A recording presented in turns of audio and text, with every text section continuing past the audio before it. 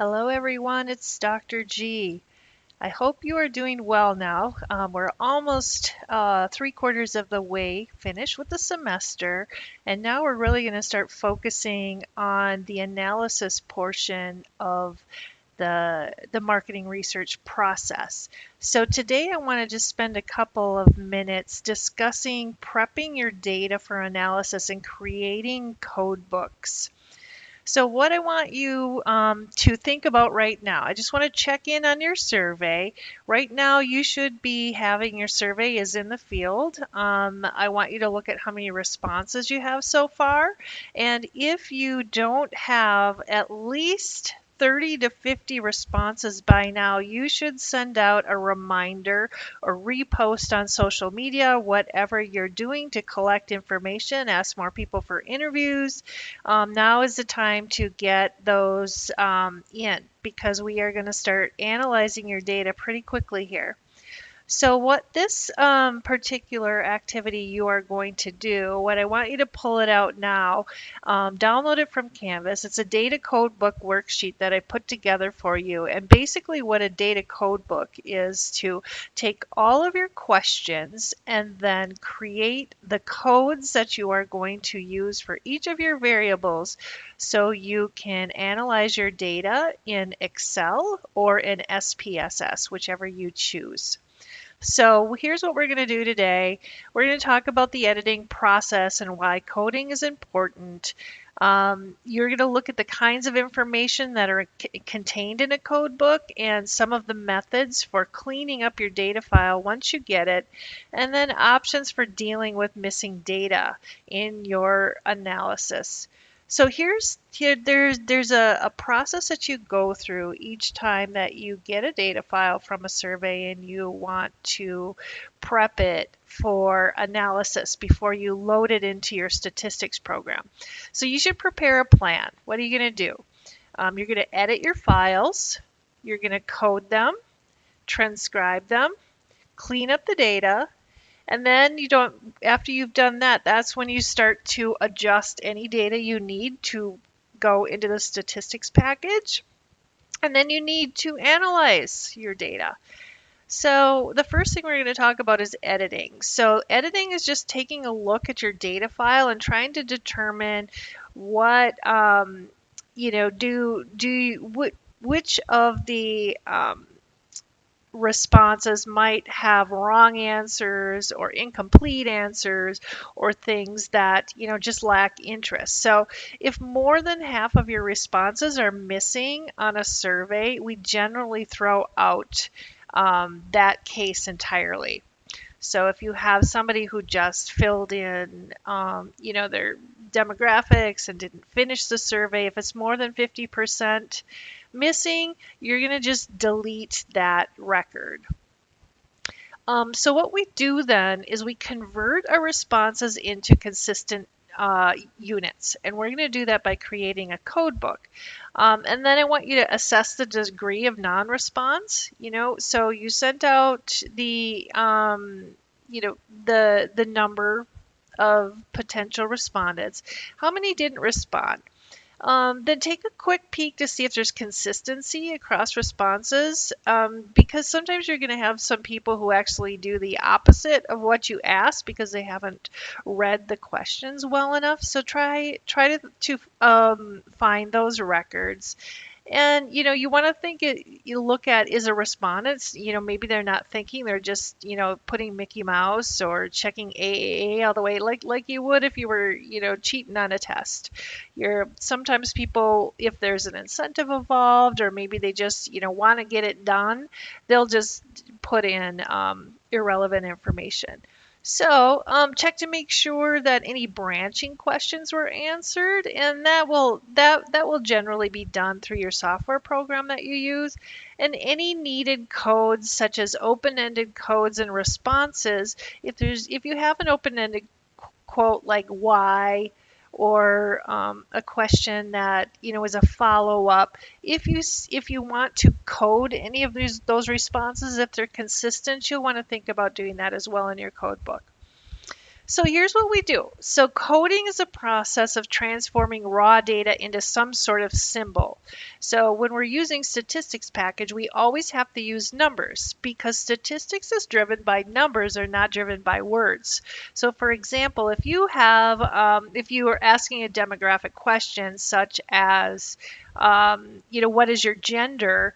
You have to take the gender like female or male or other, and you have to assign a numeric code for that because the statistics package runs on numbers, um, not words. Or, if maybe you have a customer satisfaction question that is, unfavorable to favorable, a 5 or a 7-point Likert scale, you're going to code each one of those words with a number.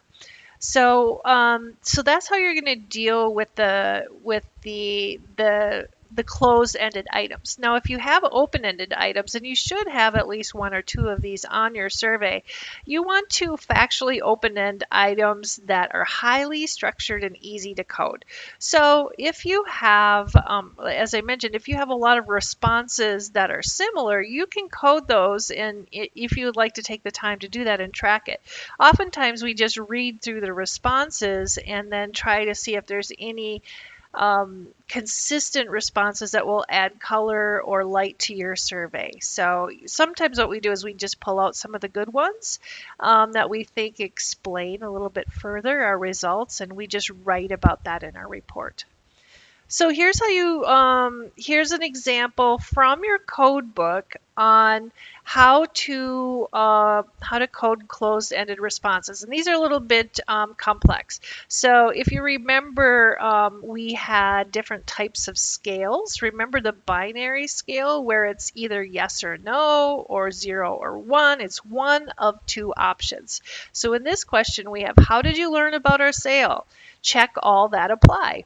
So we want to know, how well our promotion's doing. So it might be a news source, a Facebook post, Instagram, YouTube, word of mouth, other. So the first thing you're going to do on your code book is for each one of these different variables, you are going to create a name for them. So this is how I would code this particular question. So how did you learn about our sale? So what we're trying to measure here is advertising or promotion relevant or promotion response. So what I do is I would do ad for advertising underscore. You always want to make sure that your labels don't have spaces in them when you're working with the software program. So you don't have to do an underscore, but I do just for kicks. So each one of these I make a little acronym for, or I make it shorter because you don't want your variables codes too long. So add underscore news for news source, add FBK, Facebook. You could do add face if you want for Facebook posts, add Insta, add YouTube, add WOM is an acronym for word of mouth, and add other. So when you're looking, the reason why you do this is because when you're looking at your data file, you are going to recode your data file as a 0 or a 1. If you're using Qualtrics, this is going to do this for you. So your selection is going to be add news. Did they select yes? It's going to be a 1. If they selected no, it's going to be a 0, and all the way through. But the reason why you do this is you have to code it because your statistics software isn't going to understand what you're attempting to accomplish when you run your statistics. So you should create a code book to remind you what you're measuring. And it's going to help you when you go to clean up your data in Excel. So the code book then, let's look at this. This one is I've got a sporting goods survey. So please answer the following questions about buying sporting goods over the internet. So you've got 3 questions here. So I want you to code each of these questions, or you don't have to do this. You'll be coding your own survey. But here's how I would go about coding this. During the past year, what percentage of sporting goods would you purchase throughout the year through the internet? So I'm going to go to the next page here. Here is an example of a code book. So each of your codes are absolutely each column you have in your Excel file from your responses, you need to code the variable name. So in this case, I put for the question, what percentage of sporting goods did you purchase? I named the variable percent. And then you're going to add in a description so you know what it means, products you purchased through the internet, and then you're going to create the response. So this is just, think of this as your dictionary. Create a code sheet with each variable in your survey. You will need this not only for quoting your results, but also for documenting for future reference. Because trust me, once you start working with your file, you're going to forget what variables are, what you're going to measure. So it's good to have this record, and you're going to have to do this for one of your activities. How willing are you to purchase merchandise offered through the Avery Sporting Good website? So you have, this is the 3-point Likert scale, not at all, somewhat willing, very willing. So here I named the variable willingness. Willingness to purchase through the website is how I described it, and then I'm showing you what the responses mean. 1, not willing at all. 2, somewhat willing. And 3, very willing. So you are going to code these based on your on your response. And then here's an example of an open-ended question. Please provide some reasons why we might not want to purchase sporting goods over the internet. And so if you want to, you can code common reasons. So maybe you got a bunch that say security issues, or it's difficult to make returns, or I had a bad experience in the past. You can code these reason 1, reason 2, reason 3, and then code them numerically. You do not have to do this for your assignment, but if you were working in a marketing research field and you're doing a consumer survey, you're going to get thousands of records back, and your one is going to be able to statistically say which one of these are most important. So sometimes you're going to have to do this, for your job. All right, so here's what a dated code file looks like. So I just took, remember, these were my questions. This is my code book. This is what the Excel file is going to look like now. So you're going to take your code book and you are going to code each one of the cells based on the numbers that you've based in your code book. So the top here are those variables. Remember, we had the percent of people who purchased. We've got the willingness to purchase, and then these were my open-ended responses. So what you're going to do is you're going to get your data file back, and you are going to code each one of those responses with what you put in your code book. So once your data file is coded, validated, and formatted properly, it's ready to be used in an analysis tool. So keep in mind that this is an activity that you're going to have to do in this module, and I'm going to want to see your final code book in your final research project as well. All right, so that's all the prep you're going to do with coding. Now, so what you're going to do is you're going to get your file, you're going to code it, and we're human beings. So sometimes when you're coding your data, you make mistakes, right? I mean, we all do it. I do it all the time when I'm coding a survey. It's an easy thing to do. So I'm going to talk a little bit about some of the pitfalls or the things that could happen. So there's something called a blunder, and a blunder is an error that arises during editing, coding, or data entry.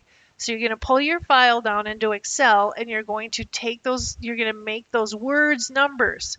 Well, if you accidentally do it the wrong way, maybe you have a 5-point Likert scale that is strongly agree to strongly disagree. Maybe you flip-flop the 1 and the 5. It's really easy to do, trust me. So that's called a blunder, and it's usually because the researcher is tired or careless or just, human error. Blunders can be located by, you're going to examine the frequency distributions on your variables when you're doing your statistics, and something's not going to look right to you. Maybe the mean looks weird, or the mode, or something like that. Check a sample questionnaires against the data file. So I always do that. Take my code book out, I take my questionnaire out, and I look at the data file to make sure it matches up. A lot of times when you're working on an academic study or a study for a consumer, and it's a really important study, Sometimes we have people both do the coding. You'll take your file and you'll have two people do it and you'll match it up to make sure it's right. This is done in business all the time if you are analyzing data. You can optically scan or read responses to see if they make sense. So non-responses or missing data should also be investigated. So this is going to be really important for you when you go to run a regression or a correlation table using Excel. Now, if you're using SPSS or Python or R or some other statistical processing program, you don't have to worry about having blanks. So if somebody doesn't respond to a question, it's going to be a null or a blank as you download it into Excel. Those are taken care of in the stronger statistics packages. But if you're just using Excel, and I know that those of you who you have to have Excel for this class, or you have to have statistics for this class, and at DSU they teach correlation and regression in their statistics classes using Excel. So that's how you've learned it likely. I prefer to use a statistical package, but with this class I'm going to have you, if you're familiar with a statistics package, you can certainly use it. SPSS, R, Python, whatever you want. Those are all available through the university, but I'm going to have you do your assignments in Excel using the analyzer tool because that's what you learned in your statistics class. All right, so once you have your data collected, you need to keep an original file. So I can't tell you how important this is. Save your raw data in a file and then rename it to your working file. Because if you screw up your data, there's no way to get it back. So keep this data stored with a secure password protected file if there's any identifiable information on it. And that information has to be kept personal, particularly if you in your introduction said we're going to keep your data confidential.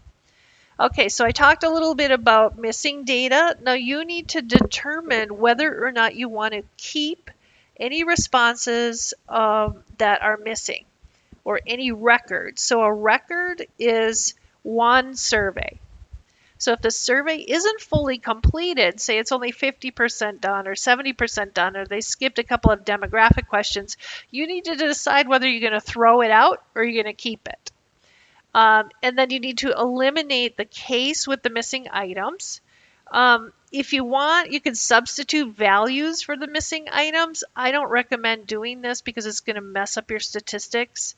Or you can just, I don't think that any of you would do this. You could, if you're doing an interview or something like that, you can contact the respondent and say, hey, do you have the information? But that's pretty rare that you would do that. Okay, so here's the file tips again. Always keep a raw data file. You're going to have to go back to that or to check to make sure whether or not, while you're manipulating files, if you get stuck or you accidentally did something wrong, it's good to go back to the data file, the raw data file, to make sure that you haven't messed up any of your columns or anything like that. And then keep your data secure. So I know that's a lot to noodle through, and it will make more sense to you once you start working on your code book, and you have to do the code book activity for this module. So here's what I want you to think about now, where you are at. Have you deployed your survey to your target audiences? It needs to be in the field now.